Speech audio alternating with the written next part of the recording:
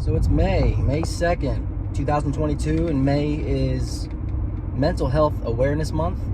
So I wanted to really get active on my blog and on my YouTube channel and really do everything I can to increase awareness for mental health. It's a big part of my life. I've had my mental health issues and had disorders, and it's been a long journey, but I'm getting through it. And really,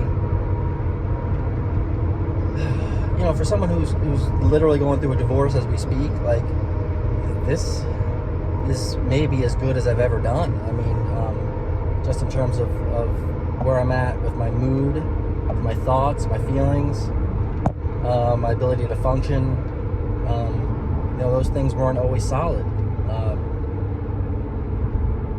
I don't drink.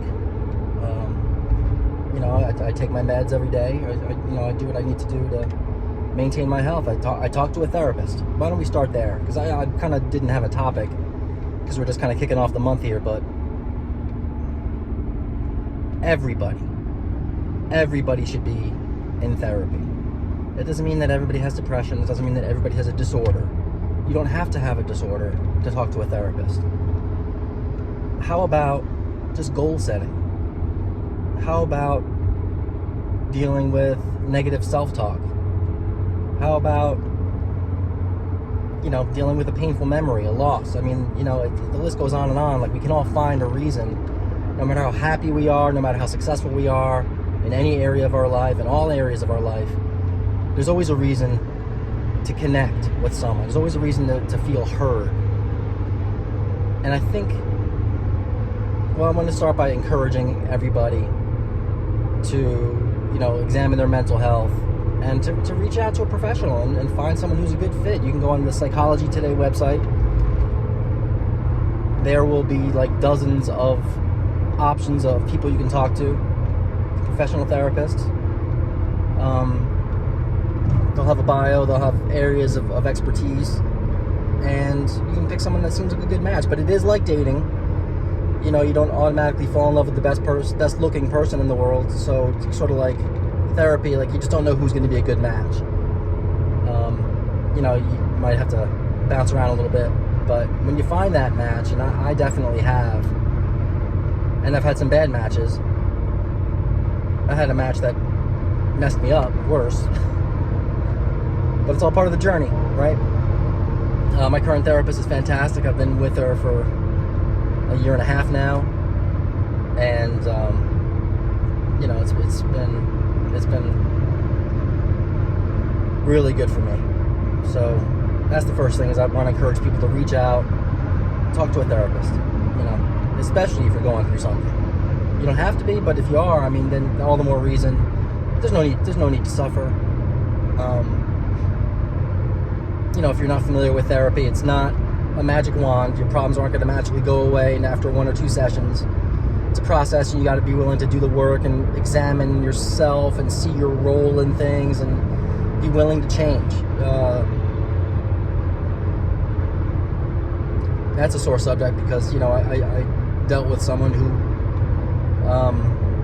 said, I don't have to change, I'm perfect. So, that's a hard person to work with in therapy. That's not going to be successful. But I currently am a student. I'm going for my master's degree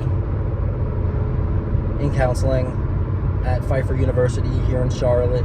So, I've learned a lot, and I still have a lot to learn. I have about a year and a half left in this program. So I wanted to document my time in this program, but I also want to be a resource for people. Especially, I want to be a resource for anybody that I can and get information out there, but I especially want to be a resource for people that might be feeling suicidal. I'm very pleased. I have advocated for a long time that suicide needed its own, unique, branded emergency hotline. And there are 800 numbers, but nobody has it memorized. Nobody knows the suicide hotline number. But if your house is on fire, you know to call 911 because it's only 3 digits and you can remember that. You may not know your local fire department phone number, right? So now for suicide and for mental health emergencies, you don't need to write this down.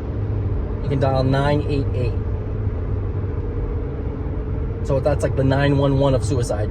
988. You call that, you're having a mental health crisis, and you'll be in good hands. So, yeah, I guess I just want to share those two things. It's, you know, reach out, find a therapist to talk to, no matter what you're going through, no matter what you're not going through.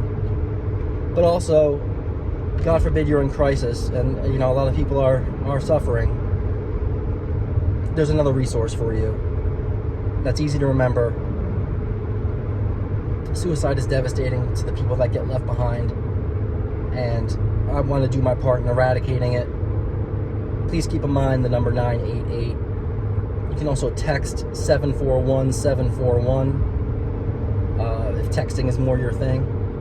But, you know, there's a lot of resources out there, and sometimes that's not a good thing, because it can be overwhelming. Where do I start? Who do I call? You Google it, you get 7 million results. Just remember 988 or text 741-741. All right, guys. God bless.